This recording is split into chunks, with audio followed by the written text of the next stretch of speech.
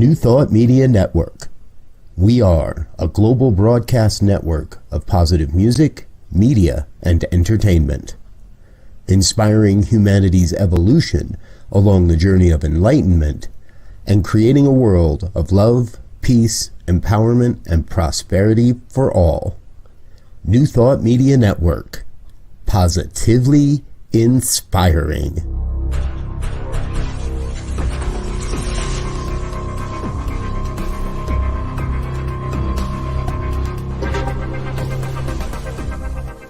Live from a secure concrete bunker somewhere in Ohio, New Thought Media Network presents Pastor Michael Mangus with Friday's Fireside Chat, spiritual conversation for today. Here he is from the secret radio room, surrounded by thousands of watts, Pastor Michael Mangus.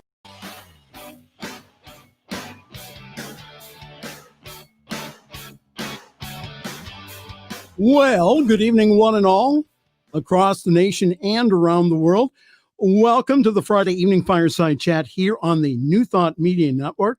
I am Pastor Michael Mangus, broadcasting from the secret radio room in a concrete bunker somewhere in Akron, Ohio. Where it is, I can't tell you. It's really good to have everyone on the show this evening. Just wanted to let you know that this is an interactive show. So if you want to, I've been practicing my arrows here. So if you'd like to go ahead and to comment, you may comment below there, right there on Facebook. We would love to have you in contact with us this evening. Or if you would like, if you're shy or you're feeling shy, go ahead and send me an email, pastormichaelmangus@gmail.com. I read each and every one and would love to be in communication with you. Thank you always to the best producer in the whole wide world. That's Diego, back at Master Control, punching the buttons, wiring the wires, and doing all the great things that he does here at Master Control. So thank you very much, Diego. Tomorrow is Halloween. We are taping this evening on October 30th on Friday evening. The 31st being Halloween. And also I'd like to wish a happy Samhain to all of my Wiccan and pagan friends. Sunday is All Saints Day in the Christian Church. And also Saturday evening is when you, yes, you, get an extra hours of sleep. I'm a nice guy. Okay. So I'll tell you what, you have all been good. For my Halloween treat to you, an extra hour of sleep. I know that Myron Brown, our special guest this evening, will appreciate that. Halloween always reminds me about the time I invited a witch friend of mine to speak at our center in Akron. It was the only time I had a board of trustee member come up to me and say, "Is that really a good idea?" Oh, she was an excellent speaker. Her name was Iduna Starhawk. What a cool name. So anyhow, I get chewed out by a board member about having a witch speak on Halloween. And then 6 months later, the new minister at this denominational church that we are renting from goes ahead, turns around, and starts a counter service to ours that she called Owl Out Worship, and then invited a witch and a tarot card reader who spoke on what is metaphysics. Oh, I could tell you ministry stories all evening long. But the purpose of our fireside chat this evening is to lovingly talk about contemporary issues from a spiritual perspective, and always from the legal department of the New Thought Media Network. The views and opinions expressed by the host and his guests are generally right. However, they do not represent the views and opinions necessarily of New Thought Media Network, Centers for Spiritual Living, or anyone else, living or dead. As they say in the 12-step recovery programs, take what you like and leave the rest. And now back to our regularly scheduled program. Again, like I said last week, this show is not meant to be controversial, but it's meant to help you think, and that is think a new thought. Our special guest here in around 30 minutes will be another one of my longtime friends, motivational speaker and teacher Myron Brown from Akron, Ohio. So please stay tuned for that. Myron is the guy that I go to when I need motivated. So he's a wonderful speaker, and I know that you'll enjoy him here in around 25 minutes. In the news this week is still COVID-19 from the Centers for Disease Control. From their update at 12 noon today, the total number infected since January is 8,924,548. Total number of cases reported this week, 537,501. Number of deaths so far, again, I've seen this figure up over 230, but the number reported by the CDC today is 228,100, or around 1,000 deaths per day. From CNN, San Francisco pauses planned reopening due to an increase in coronavirus cases and hospitalizations. I'll just read a little bit of this. This is from CNN's Sarah Moon. San Francisco will temporarily pause the planned reopening of some businesses and activities due to a recent increase in COVID cases and hospitalizations. Mayor London Breed announced in a briefing on Friday. We are starting to see a slight uptick in the number of people hospitalized, which is putting us into a situation where things could possibly get worse than they are, Breed said. As a result of some changes that we have seen in the numbers, what we have to do as a result is to put a pause on some of our reopening efforts that we have planned for next week. Today is not unexpected with regards to our pause and reopening. San Francisco Department of Public Health Director Dr. Grant Koufax said, as our activity increased, we realized we expected an increase in infections were likely. Koufax added that this increase is a cause for concern. Koufax wrote and said that we want to pause on increasing the capacity of riskier activities because we do not want the virus to get too far ahead of us. The pause means that the indoor capacity for businesses will remain at 25%, according to Breed. The city had planned to expand its capacity for some indoor businesses to 50% starting next week.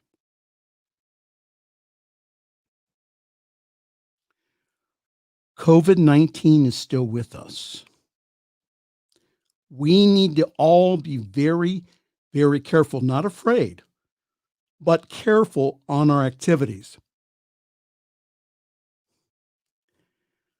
Also, France and Germany also announced partial lockdowns. Two of Europe's biggest economies have announced lockdowns in response to the spiraling coronavirus case numbers.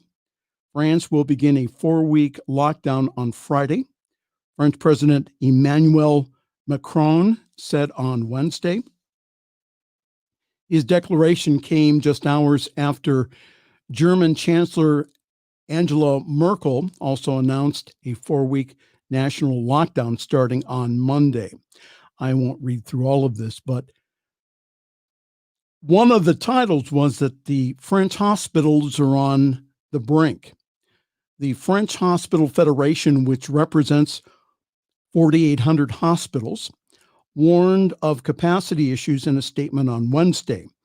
The group said in a statement that a full lockdown was the only solution and would permit French hospitals to successfully treat all French people, whether they have COVID, whether they have any other serious illnesses, or are affected by a serious accident. France's hospital systems will not hold without radical measures, said their federation president in an interview with French radio station France Inter, adding that hospitals are struggling with lower numbers of medical personnel compared with spring's peak. Germany recorded a record 14,964 new daily infections on Wednesday, according to the country's disease and control agency, the Robert Koch Institute. The country's total coronavirus cases now stand at 449,275, and the death toll in Germany is at 10,098.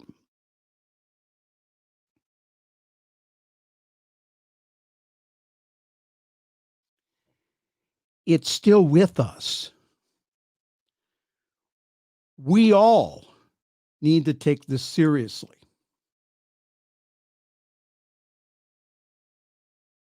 We are still in the midst. Yes, things are opening up. However, unfortunately, people aren't wearing masks. They are not social distancing, and they're also getting a little lax in the hand washing. The most spiritual thing you can do, the most caring thing you can do, the most loving thing that you can do is this. Are you ready? Wash your hands, wear a mask, social distance, and also increase the airflow in your home. And I'll talk about that here in just a moment. Now, one of the things that has been active on Facebook has been the idea of herd immunity.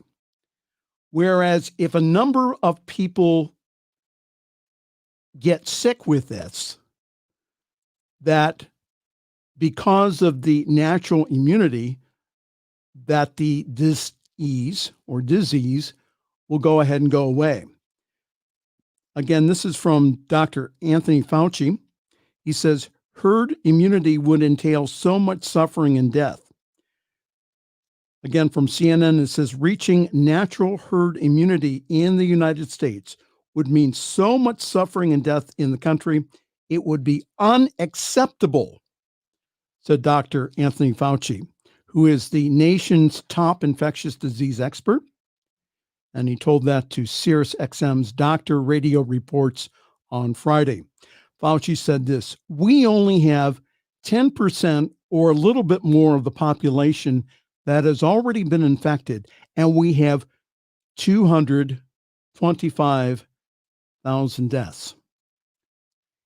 If you want to get to a 75% protection, Fauci said, just multiply that and you'll see how many deaths that you have to have for herd immunity through natural infection. Fauci also said this. He says, what you need is a combination of a heavy element of vaccine-induced protection, together with the protection of those who have unfortunately have already been infected. Fauci continues, that is the reason why a vaccine is so important in a much safer approach towards herd immunity.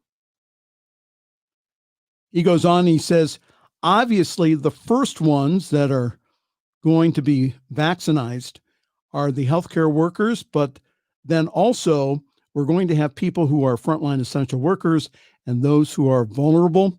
And those are people with underlying conditions. Fauci continues, he says, we know from painful experience with this pandemic that our minority populations are Latina and also our African American communities are especially vulnerable because of the prevalence of the underlying conditions. Fauci concludes and he says, you have got to get access them and also get them vaccinated when we get a safe and effective vaccine. So herd immunity is not going to cut it here. Again, as I have been saying on this program since March, that there are many things that we can do. We are not victims here of COVID-19. So what should we do? Here you go. This is from Dr. Sira Madad, who is an infectious disease epidemiologist in New York City. She is the senior director of the New York City Health and Hospital Systems Special Pathogens Program and also a fellow for the Harvard Kennedy School for the Science and International Affairs. So this is Dr. Sira, who is a wife and mother, giving advice that's based upon science. The science in and of itself has been right. No matter what you see on Facebook, no matter what you see on Twitter, the science has been correct.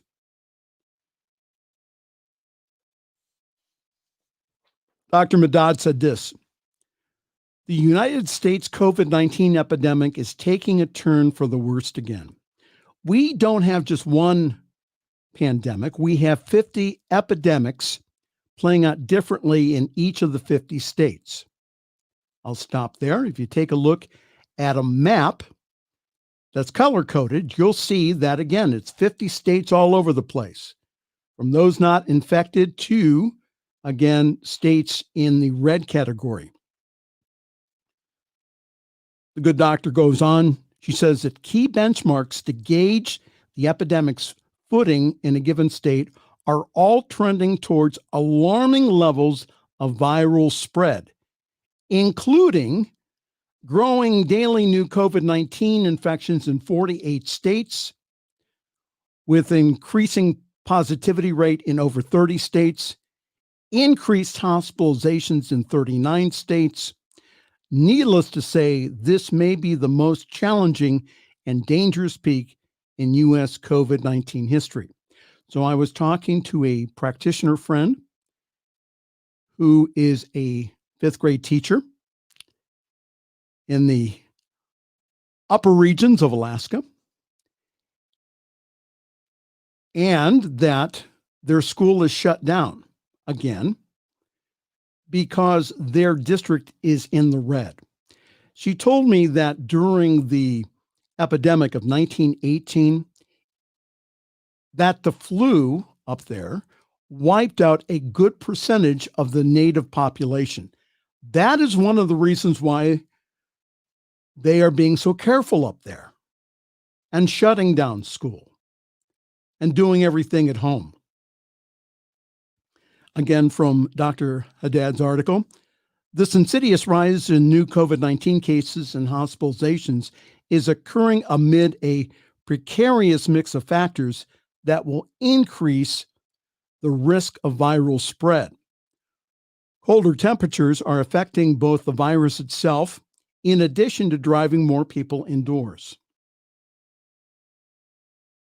That's what's happening. People are going indoors now.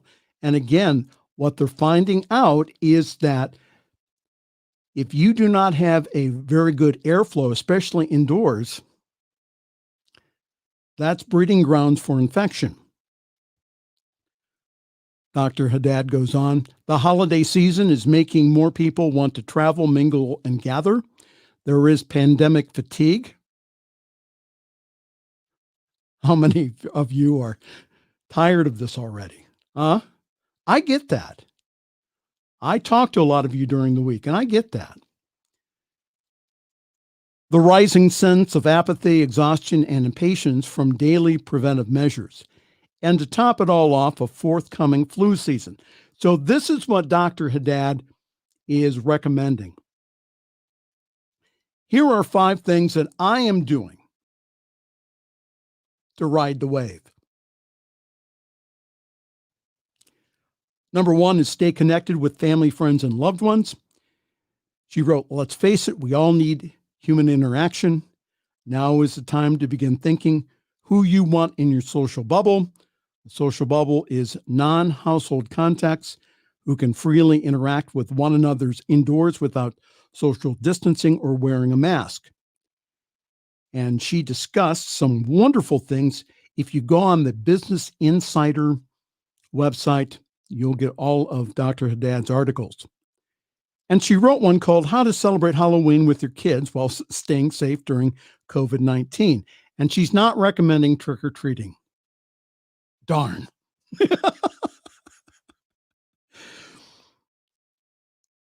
She wrote other ways to interact with people not in your social bubble is to get together outdoor spaced out area and have your masks on.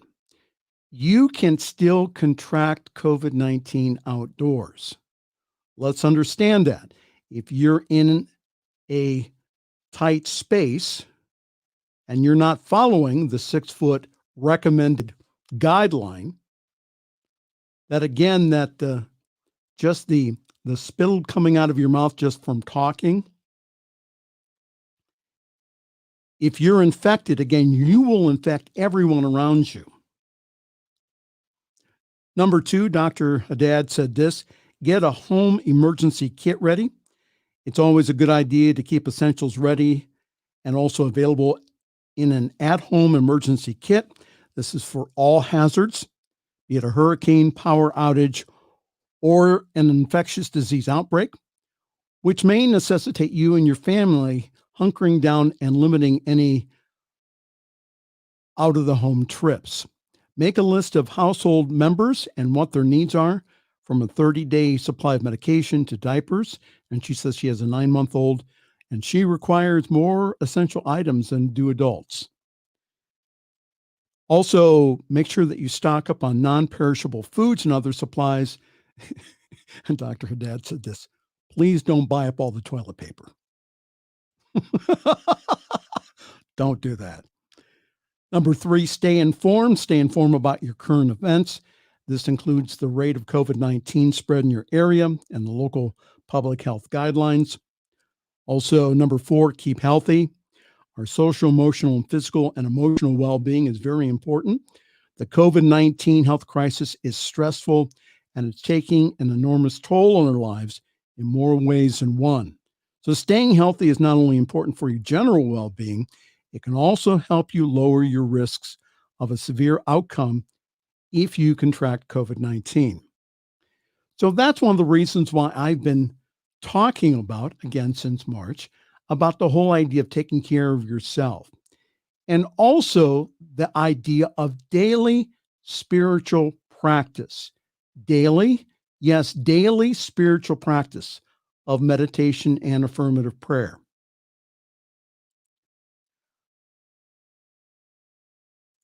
Not only does all the good stuff, including exercise and eating right and all the other stuff that you know to do, that's very helpful. But the other thing to do is to make sure that you keep your stress levels down. How can you do that? Meditation. Again, there's been so many peer-reviewed research papers done on meditation. Please, if you're not doing at least 20 minutes a day of some form of meditation, please start tonight. It may save your life. Also, number 5, never let your COVID-19 guard down. You've heard it before and you'll hear it again. And she said, because that is one of the tenets of good risk communication, repeating vital pieces of information that can lower risk and save lives. To prevent getting COVID-19 and spreading it to others, Follow the 4 W's. Are you ready? Wear a mask. Watch your distance. Wash your hands and windows for ventilation. I'll say it again. Wear a mask. Watch your distance. Wash your hands. And also crack open the windows for ventilation. We all need to be empowered to stay healthy here, to keep up daily spiritual practice of prayer meditation. Follow the 4 W's I just said and take this seriously. Not be afraid of it, but take this seriously. Watch the groups that you are with. I know I have a safe bubble here in the home that I'm staying at,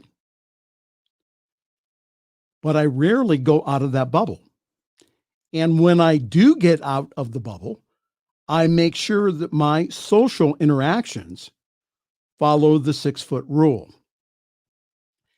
Yes, I know that some of the churches and centers are opening up. I know that, but they're following the CDC guidelines.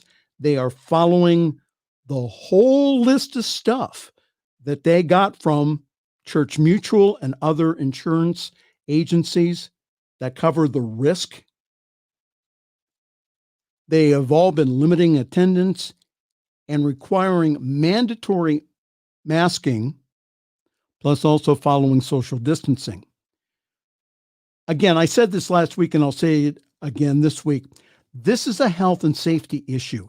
This is not a political one. And for those of you who are making it a political one, quit it. Stop it. It's not political here. And again, as I read from last week's Columbia University report, if we all wore masks, if we all social distanced, if we all washed our hands, we could save anywhere between 130,000 to 210,000 people, as reported by Dr. Erwin Redlener from Columbia. Take care of yourself, please. We're still in the midst of the storm. This is not a time to fall asleep. This is a time to be fully awake and aware. And if you've wondered what you have stumbled onto this evening, welcome. You are watching the Friday evening Fireside Chat here on the New Thought Media Network. I am Pastor Michael Mangus. In around 5 minutes, we will have my very special guest on, who is my longtime friend, Myron Brown from Akron, Ohio, motivational speaker and also teacher. And again, he's the guy that inspires me when I need inspired. So Myron, my special friend, will be on here in just a few moments. From ABC News, Americans are turning out massive numbers for early voting. Americans have turned out massive numbers for early voting in 2020, and there's early voting in all 50 states, including Washington, D.C. And according to the American Elections Project, just over 81 million people have cast their vote as of October 29th, which includes more than 28 million in-person votes. Across the country, states are seeing record turnouts. Another article that I saw this week, which was interest to me, this is from National Public Radio. It says, within the early voting boom, the youth turnout seems to be surging. From the article, it says, in 2016, young voters turned out in historic numbers and were part of the coalition that helped to elect a Democratic House of Representatives. And with days until Election Day, signs have emerged that young voters are poised for another cycle of record turnout, particularly as young people are more likely than their older counterparts to vote in person and later in the election season. A poll released on Monday by Harvard University surveyed 18 to 29-year-olds and found that 63% said that they would definitely vote in the election. How about that?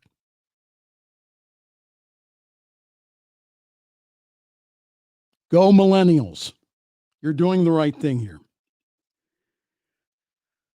So once again here,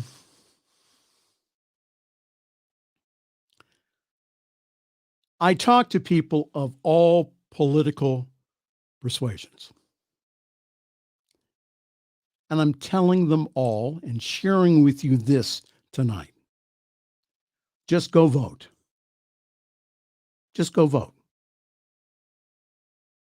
Just do it. Now, I've had the discussion with the 30-somethings here in my household that told me it was their American right not to vote. Okay. What I didn't tell them was this. Many people are spending billions of dollars to dissuade you and to discourage you from voting because of one reason, and that is that your vote makes a difference. Do not let anyone dissuade you from voting. Just go and do it early. Not only this Sunday is All Saints Day, but it's also Souls to the Polls. It's an annual event that gets members of faith communities who go to the local board of elections for voting. Please check with your local election officials about when early voting will end. If you go to the polls on Tuesday, give yourself plenty of time to vote. So bring snacks for everyone. Bring extra water. You may make a friend or two in line. If you see anything suspicious, and this comes from my past training as an election official, if you see anything suspicious, call 911. If you can safely get video, then do so. No one, once that you have entered into the voting area, which is considered a safe zone, and in many states it's different.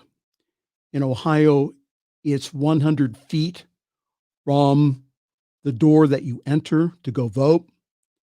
Once you enter that safe zone, no one should give you a campaign flyer. No one, except law enforcement officials, should be open carrying a firearm. No one should disturb you in voting either at the registration table or in the booth. No one should just be hanging out except for election officials, people voting, police, or security, and registered observers. Registered observers are there just to do one thing, and that's watch. If you have any questions about your vote, if you have any questions at all, go to the appropriate election official. They will help you. Observers are not there to advise you on election laws or procedures. Now, they're all going to training this weekend. They're all going to receive this really thick binder about election laws and procedures.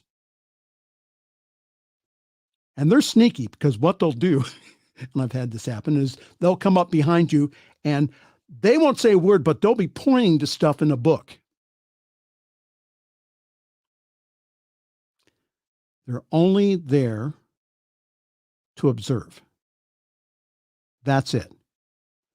Don't let anyone intimidate you in any way, shape, or form.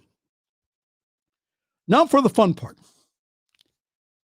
The day after the election, more than likely, a winner in the presidential campaign will not be officially announced until this time next week. So just like the good flight attendant or pilot would say, ladies and gentlemen, good evening. This is from the flight deck.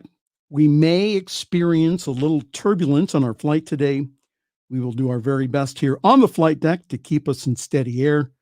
Please keep your seatbelts on during our flight today, and thank you so very much for flying ABC Airlines. Just like the poster that the British government put out during World War II, just stay calm and carry on. We will all make it through this year. Again, know with me peace, order, and harmony. We will be having special affirmative prayer here on New Thought Media Network on Election Day. So just take care of yourself. Breathe, stay out of overwhelm, and we will be all okay. All right? Again, welcome. This is the Friday evening Fireside Chat here on the New Thought Media Network. I am Pastor Michael Mangus. Before we introduce our very special guest here, we have a couple of announcements. Yours truly is parking himself right now at Summit CSL in Akron, Ohio. For more information, just go to our website, summitcsl.org. There you can get information about our wonderful weekly service, which is at 10:30 a.m. Eastern Time and 7:30 Pacific Time. Remember that you get an extra hour's sleep this week. So adjust your clocks accordingly.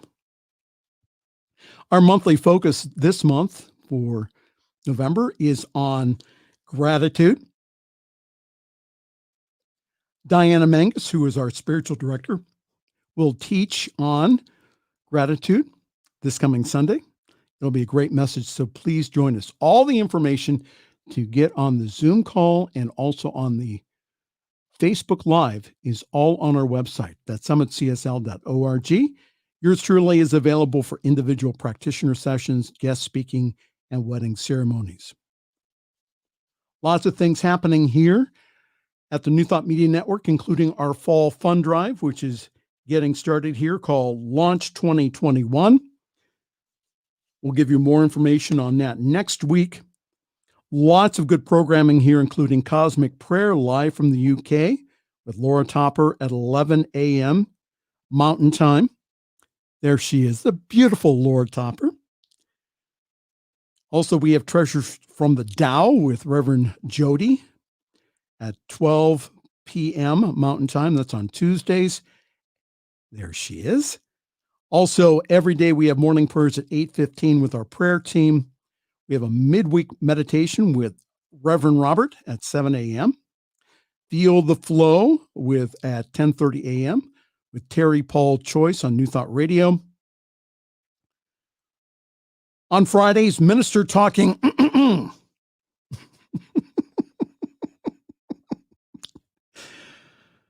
at 7 a.m. with Reverend Robert and also Reverend Z. On Fridays, we have a collective meditation for peace, heart meditation, and that's at 9 a.m. Eastern, and also yours truly has a Fireside Chat here on Friday evenings. So one more thing I'd like to remind you, this coming Tuesday, November the 3rd, we'll be having a special prayer event here, Elevate the Vote group meditation. On Tuesday, November the 3rd, we'll be broadcasting at 7 a.m., 10 a.m., 4 p.m., and 7 p.m., all Mountain Time. Join us as we meditate for a peaceful and perfect election. So to fund all of that, we need your help. Please help us. We're doing all kinds of wonderful things here, and our equipment list is growing larger by the day. Can you help us, please? Go to paypal.me/newthoughtradio. $5, $10, $15, $20, $25, $50, $100 will really help us. And we'll get more information for you about our fall fundraiser next week. But right now, without further ado, let me introduce our wonderful guest this evening. My longtime friend, Myron Brown. He is an inspirational speaker, thought leader, and spiritual self-awareness coach. He is the founder of Myron Inspires, a self-awakening company dedicated to bringing out the best in you. Yes, you. Myron began speaking over 20 years ago and has been extremely active as a minister, motivational speaker, and gospel musician. Myron inspires audiences and also yours truly with a message of spiritual self-mastery, teaching people to become aware of the limitless. You are unlimited. Yes, you are unlimited. That limitless potential within. Myron believes that once his inner potential is awakened, it will enable the individuals to get the good out of life that awaits each and every person. Myron has several classes here in Northeastern Ohio. He's a passionate, energetic, and positively impactful speaker who is able to touch and inspire people from every path of life. And if you're ready to experience the life that you desire, you are ready for Myron Inspired. So it's my pleasure to introduce to the Fireside Chat my good friend, Myron Brown. Hello, sir. Hey, my man. How you doing, Michael? And you did not have to pay me for that. But you told me that I would get a bill for this evening. Is that right? It's coming afterwards. Once this is out, the bill is coming. Cash on delivery, my man. Yeah. Myron has been a friend for a long time. And again, there are times in which the inspirer needs inspired. And I have always enjoyed going and being with Myron at his different lectures and meetings. So tell us a little bit about yourself and how in the heck did you get into this thing called New Thought? Wow. Well, Michael, it goes back to when I was a child. My mother, Bernice Brown, was a Christian woman. Matter of fact, that's how I became a gospel musician. Was because my mom heard me playing a little small keyboard that we had in the house, and there was a Sanford and Son episode on, and I went over to the keyboard and I was trying to pick out and I picked out the song, and Mom said, "You're going to be a gospel musician." And so she began to immediately take me to different gospel concerts and things like that. But not only did she do that, but she would, on a monthly basis, bring these little small pamphlets into my bedroom and lay them on my bed. And she was like, I left something on the bed for you. And I'm like, what? I'm 14, 15 years old, and they were the old Unity pamphlets that used to come out. So she would lay one across the bed, and I would grab them and look at them, and I didn't know what I was reading. I'm like, okay, whatever. And I didn't care. I would just toss it to the side. And Michael, she did this every month for a number of years. And I had so many of those Unity pamphlets under my bed that one day I just put them all in a big trash bag and snuck them out the back door and threw them away. So what led me there many years ago is that my mother was planting what I call conscious seeds into my awareness. She never made me quote them. She never questioned me. Did you read what I left on the bed? But there's something to be said about the vibration of a book or the vibration of a pamphlet. And those things were under my bed for like a year and a half. And long story short with this, many years later, I found myself gravitating toward those type of books. I didn't know why. I started with motivational speaking. Used to read Tony Robbins and Les Brown and Wayne Dyer, and the list goes on and on of all the great motivational speakers. But then I found myself gravitating toward Emily Caddy and Emma Curtis Hopkins. And I've never heard of those people before. You never heard of them? Man, you got to come by the house. Yeah, I'll come by. Okay, brother. And it's so funny. I didn't put two and two together until one day she was in the hospital. And my brother wanted me to go home and grab her pill vial so that we could tell the doctors what medicine she was taking because he couldn't remember. I went to the house and I went inside this little curio cabinet where Mom kept her pill vial. And I'm pushing, a lot of her lotions and things out of the way. And I saw her pill vial. I grabbed it. But when I took it out, I looked and I saw this book right here, How I Use Truth. I had downloaded this very same book as a PDF on my laptop. Mom had the original copy. And I looked at all the other books that she had there, books by Neville Goddard. She had Reverend Ike's book and all these books that were there. And I'm like, oh my goodness. And it clicked at that moment. I had an aha moment, a realization that the seeds that Mom planted years ago, that I had come full circle and back around to those original books. So Bernice Brown is the reason why I am a conscious individual to this very day. Bernice Brown is smiling from heaven's abode saying, well done, my son. You're doing extremely well. But mom, from what you told me, mom had it hidden away. Sure. So that when her good Christian friends came, that they wouldn't say, oh, that unity stuff, you should stay away from that stuff. So good mom. Love that. All right. So you are out and about in the community. What are people concerned about, and what are you sharing with them that will comfort them?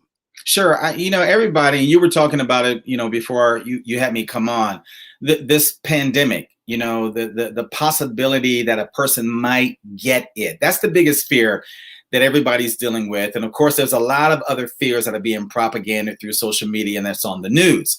And so I sense, and I'm sure anybody that is spiritual, anybody that is conscious, if you can feel anything, you can feel the fact that you're in a bubble of fear. People are smiling, they're going about their normal life, but the essence that many people are living in is that they're afraid. They don't know what the next moment holds. There are the reports that this is going to happen and that's going to happen. And Michael, I believe people are looking for answers. How do I navigate through this? How do I keep myself healthy? Am I going back to work? Is this relationship I'm in going to last? Is the money going to last? What if the unemployment stops? And so fear is the dominant energy that seems to be encompassing this world that we live in. Not everybody in the human family, and I'm sure not many people even in the conscious community. I think we're change agents right now. I think it's time for us all to stand up and do something, which, to answer the second part of your question, what I do is I just try to bring a beneficial presence everywhere that I go. I obey the guidelines. I put my mask on, but my mother used to tell me years ago that the eyes are the windows to the soul. And even though you may have a mask on, you can smile with your eyes. You can smile.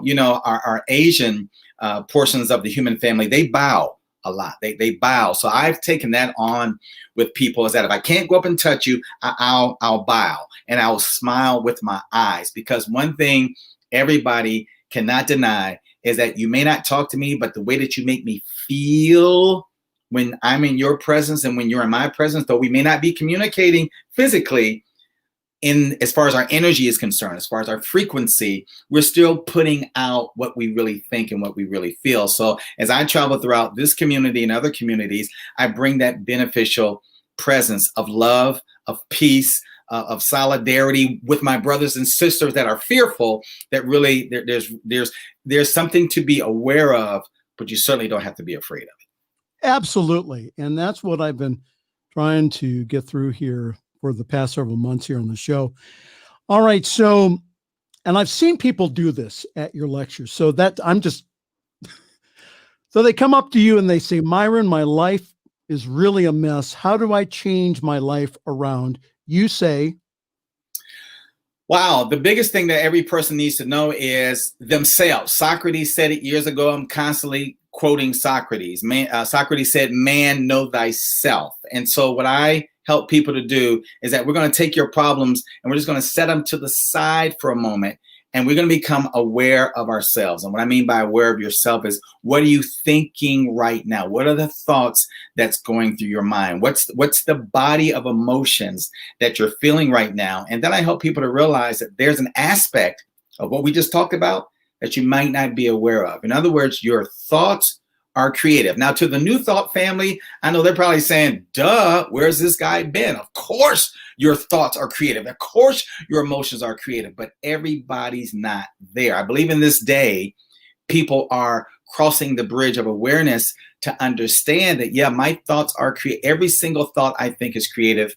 Every single feeling that I have is creative, but we need way showers along the way to help people take their mind off of the problem, off of the issue, and put it over on what you really want to experience in life. It sounds easy, but what happens many times if we're not controlling our minds is that the mind will go back to what we're worried about. Well, Myron, I thought positive. Yeah, I thought positive today. But as you went throughout the day, your mind went back to the default, which is, how am I going to do this? How am I going to get by? I coughed today. Oh my God, do I have something? So we have to control the very simple aspects of our life, which is what we think about, what we feel, and certainly what we're saying. I thought about what you said earlier. You were talking about, the spittles that come out of our mouths, but spittles have always come out of our mouths. Matter of fact, some of those spittles are known as words. And so the words that we speak are either going to create life or they're going to create death. We are the orchestrators. We're the creators of these things, of this thing that we call our lives. So we want to live with intention, and we want to, I think this is a perfect time right now, Michael, to experiment with this energy that makes us who and what we are. Experiment with it. Play with it for a day. Experiment for a day and just say things that are good. Say things that are beneficial. Say things that build you up, and say those same things to other people. Feel good no matter what. I mean, I know the New Thought community knows this, but you guys, we're here to help make this world a better place. And not just walk around and say, well, I know that. Duh. I read the book too. But we're supposed to demonstrate. This is not a day of knowing. This is a day of demonstration. Wow. Yeah. Life and death are in the power of the tongue. Absolutely. And I'm getting biblical on you. Come on, brother. Preach this thing. If you're wondering what you stumbled onto this evening, you're in the right place. This is the Fireside Chat here on Friday evenings, here on the New Thought Media Network. I'm Pastor Michael Mangus, along with my very good friend, and as Myron Brown from Akron, Ohio. We have a few more minutes here. So many in New Thought don't think that we should be talking about racial equality issues. What are your thoughts on that? Well, I think the racial equality subject is something that's certainly being highlighted. It's being thrown in everybody's face. And, we've heard, with what's been happening with the African-American population, Black Lives Matter. And then people kind of countered that, and they were like, well, all lives matter. And I come because of where my consciousness is, that I'm a spiritual being living in this beautiful African-American body, but I'm not African-American primarily. And I know that sounds like a sellout. And some of my brothers and sisters in the African-American ethnicity would say, you're a sellout because you're denying your Blackness. No, I'm not denying my Blackness. I'm recognizing that there's something greater inside of my Blackness that makes us all the same. Joseph Murphy says that there's only one mind, and that mind encompasses all of humanity. And so you're either going to live a spiritual life where you realize that there's one mind. And again, if somebody's getting angry right now, turn your anger off and just expand your perspective of who and what you are. There is one mind. There's one essence of life that lives on the inside of us. I'm simply acknowledging it. I'm not saying that I'm not an African-American male. I'm saying that I'm a divine being that is living inside of this African-American chalice, and that I, as a spiritual being, make this African-American experience for me what it is by what I think, how I treat other people, and how I navigate myself through through this thing called life. My Asian friends, it's the same mind that's in me is on the inside of them, and they have a different body of experiences because people perceive each other based on what they can see. But there's another perspective. There's another way to see the human family. And even, Jesus himself, as a way shower, said that you love your neighbor, you love other ethnicities as you love yourself. So if anybody's operating in any kind of hatred, they simply hate themselves. So when I see the hatred taking place, I realize that's a lot of self-hatred. Now, does that make it right? No, that means that there needs to be more, not just social talk, but spiritual talk. It's time for the church, the mosque, the temple, the synagogue, whatever the case may be. It's time for the spiritual community, be it Black, white, Asian, whatever the case may be. Whatever we believe in, it's time to take what is on the inside of each and every one of us and not propaganda that the Asians got it right, or that the Caucasians got it right, or that the Blacks got it right, but that we are spiritual beings. We live in a day of the great awakening. There's so much happening on the face of the earth that is bringing people to an awareness of themselves more so than the bodies that they live in. And that's not to deny it. If anybody's thinking that Myron Brown is saying, deny your Blackness, or deny your Latino-ness, or deny your Germanness, I'm not saying that. I'm saying get to the center of your life. Get to the center of the Tootsie Roll Pop. Get to that makes you you, and that is the spirit life, the source of life, the source of all good that dwells on the inside of each and every one of us. I'm sorry for talking so much, but I'm really passionate about this thing. No, you're preach, brother, preach. We're running out of time here. I just have one last question. So sure. You and I have talked about that again, this whole year of 2020. I've heard some people say, well, with the changing of the clock, why do we need another hour 2020? I've taken another perspective on it, which is I really believe that we are in the midst of a great awakening. I believe that. And that I really feel that, again, the 2020 is just getting us ready here for a newer experience that is better than what we have experienced before. So my last question here. So what do we need to be doing during this time as we are getting ready to come out of this COVID-19 experience? We don't know when. Sure. But we know eventually that this will end. So what should we be doing now, spiritually, goal-wise, to prepare for this coming out? What should we be doing? Yeah, well, I think the pandemic has done a lot because it put every person in a position where you are by yourself. And most people hate that. I'm by myself.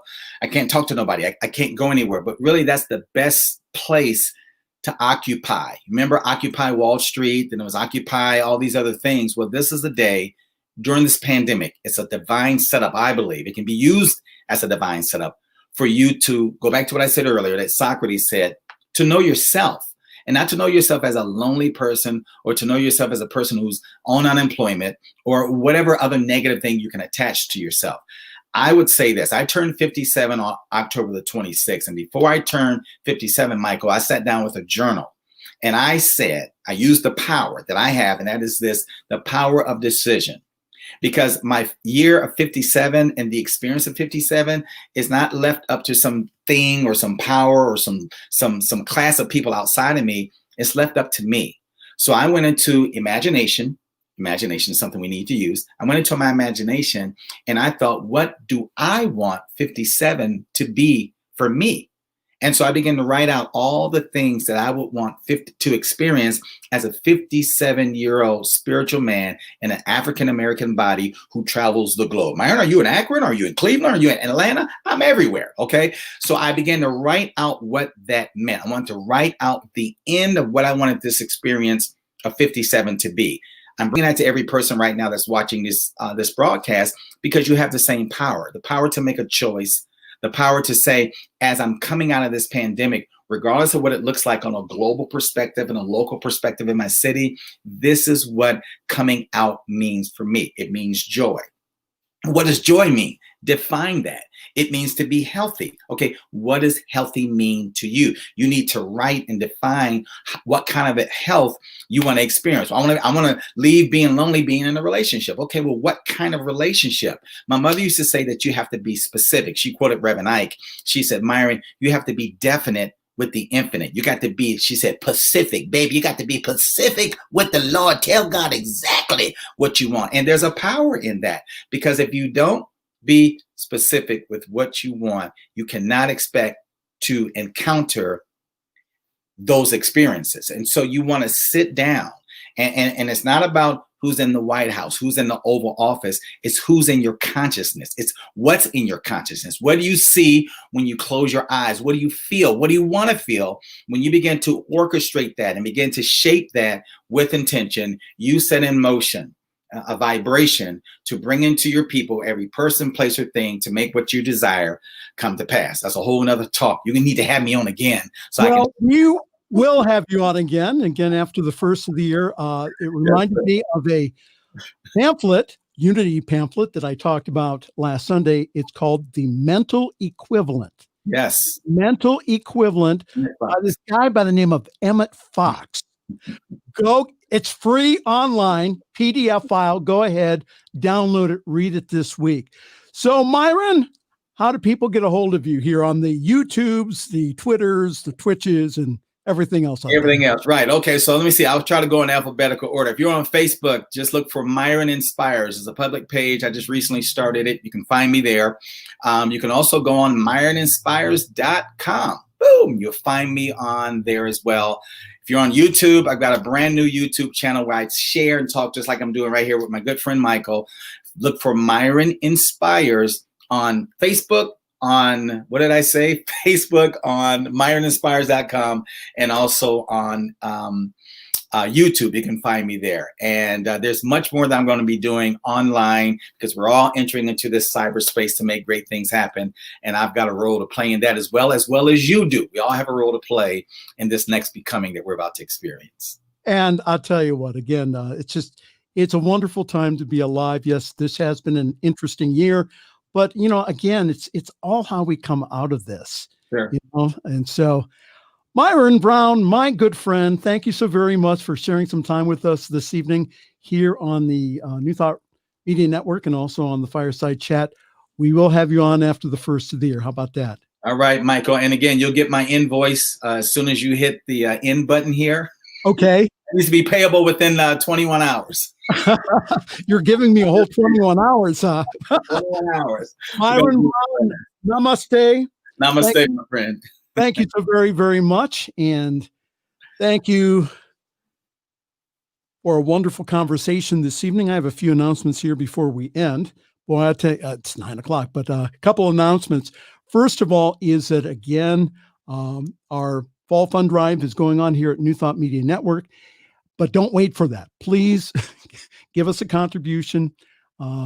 We're self-supporting here. So again, if you go to paypal.me/newthoughtradio, again, you can go ahead and donate.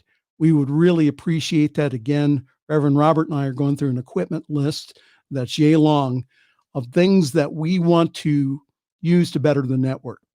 Again, join us this next week. We will have special programs. I know that Reverend Robert and I, if need be, we will be back and have more programming during next week. We will all get through this. No matter what is said on the news, no matter what is going on, we will all get through this. So again, stay calm, carry on, and then join us on Tuesday for our time of prayer. So again, from Akron, Ohio, this is Pastor Michael Mangus wishing you a wonderful week. Go vote. Thanks for joining us this evening for Friday's Fireside Chat with Pastor Michael Mangus. Join us again next week at 8 Eastern, 6 Mountain for more spiritual conversations for today. For more information and replays of past shows, please visit the New Thought Radio and Media Network's Facebook page. Until next week, may God bless you richly and abundantly.